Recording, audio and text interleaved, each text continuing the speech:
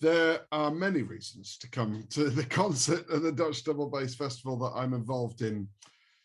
First of all, I was extremely honored to be asked to play again for the third time lucky.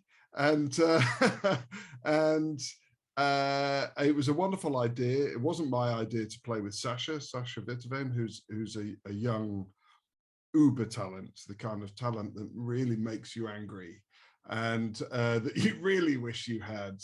She has it in spades and has always had it. I've known Sasha since I think she was 12. We did weirdly enough, a TV show together. There's wonderful footage of me with my arm around her as she's crying in a toilet. But that's for you to find on the internet. It's all fine, by the way. It's all perfectly legal. And she's just ridiculously good. And Mike Baudet is a pianist cabaretier, theatre guy, one of those sort of, he's the sort of Dutch uber pianist who can do everything, sing songs and everything. So the fact that you, James, came up with this combination of the three of us, we all connected via this one TV program called Podium Vitamin. I've been looking for an excuse to work with Mike forever, because he works with super amazing people, and I've never had the balls, to be honest, to ask him myself. And any excuse to work for Sasha, with Sasha, sorry, is great. And so then there we are. We have a trio concert, a trio that's never played before together, that's approaching this concert from three completely different angles. I must say that I'm more nervous about this concert than I have been for any concert, because just surrounded by such amazing gifts. And so I'm actually practicing for this one, and I hope that it shows. And it's going to be great. It's a program that you won't have heard before, because we haven't heard it before. I'm literally in the middle of transcribing, literally just before this, a new Gershwin medley, which is taking, through the years, I've done a cello and bass Gershwin medley, and then that changed into a bass and piano. And now I'm changing it into two basses and piano. And it's sort of bringing in basically all your favorite tunes from Gershwin will be in this arrangement. That's new, that's never been heard before. And it's really good. I'm really happy with it. I'm literally, you can't see, but I'm surrounded by keyboards and manuscripts and everything. And so I'm really super happy with it. That's exciting. I know that Mike is going to do something completely new. I think he's going to write a song especially for the Dutch Bass Festival, which is just great. Sasha's going to be awesome. I think we're going to try and play the Anderson duets, which I've begged her that I can play the second part because that's easier.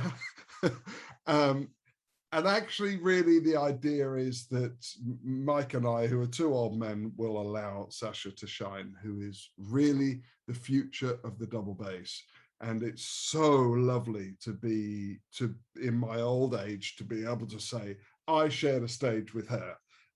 She's very sweet. She'll say the same thing the opposite way, I'm sure, but don't believe that. It's really, when they're that good, it's just lovely to be on the same stage, even though I'm going to be shown up, but I'll put my hands up here. Please don't judge.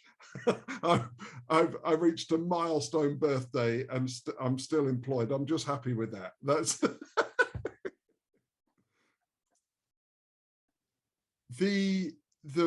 name that sticks out to me of all the other artists. I don't know that many electric bass players, to be perfectly honest, and I'm not a huge electric bass nerd. I know enough to have a decent conversation about it, but Dave Holland has been in my space forever. I mean, the fact that he's British, Birmingham or Wolverhampton, I think he's from, anyway, from the Midlands. And weirdly enough, when I was a student, I used to hang around in Ronnie Scott's a lot. It was then it was which is a jazz club in Soho. Then it was a spit and sawdust kind of place, and students could get in for £2, and you know, the drink was more than the entry fee, and you know, it was that kind of place. And I saw Dave Holland play there. In fact, I believe he was discovered by Miles Davis there. I might have that story wrong, but then he was around London a lot and was already an international superstar. This is 30 odd years ago. And of course, I've sort of not kept up with his playing, but the genius that he is, you hear a lot. If I could get a chance to meet him and thank him for giving me many beautiful bass moments, that would be a great privilege. So I'm not going to miss the opportunity to do that, to look the guy in the face and just thank him. He's absolutely brilliant, and that's that. When I grow up, I want to be just like him. What keeps me in love with the double bass is the fact that it's so versatile. If you want to just sit back and knock out the low ones, then you can do that. And every bass player in the world loves doing that. But what's great about the bass is that, especially if you're lucky enough to have an orchestral job like I have, there's quite a lot of time that you're not actually playing, or it's not that taxing. And you can sit there and you've got time to think and develop ideas. There's also time and energy then to develop ideas. You're a great example of this. And from the bass, you sort of can just add things onto it. And the bass, for me, I do a lot of other stuff other than playing in the orchestra. I do a lot of media stuff. I do a lot of recording, a little bit of arranging, sort of recitals. I've got a massive theatre show coming up. We're doing 40 shows next year. And then the year after, we want to do 50. In 2023, we want to do 50 shows. That is not possible without a bass in my hand.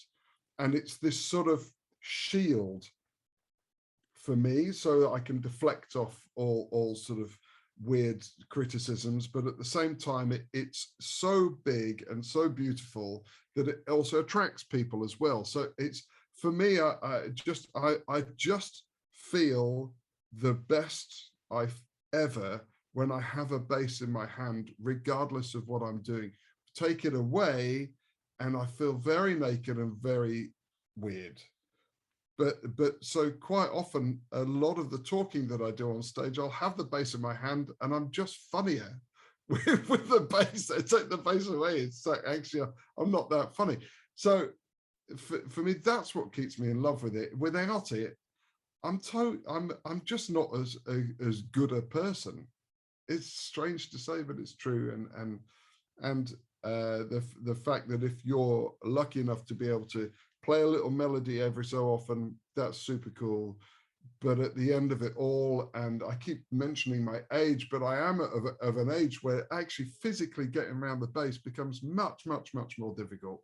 Practicing becomes much more unpleasant. and then I sort of going back to where I started, which is sort of knocking out the low ones. So but still with these amazing ideas. And the idea, of course, is that you surround yourself with other people that can take on the things that you don't find quite so easy anymore. I have no problem at all. I'm not going to be this guy who's trying to knock out Bottesini at 75. I'm not going to do it. I just read a little thing on Dragonetti. He was still doing it at 82.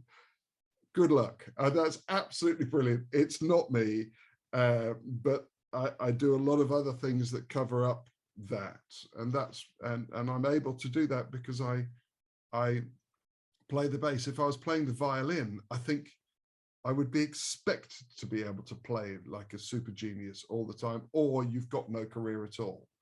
And that's the difference with the bass, is that you can continue having a career. As long as you're holding the bass, all is good.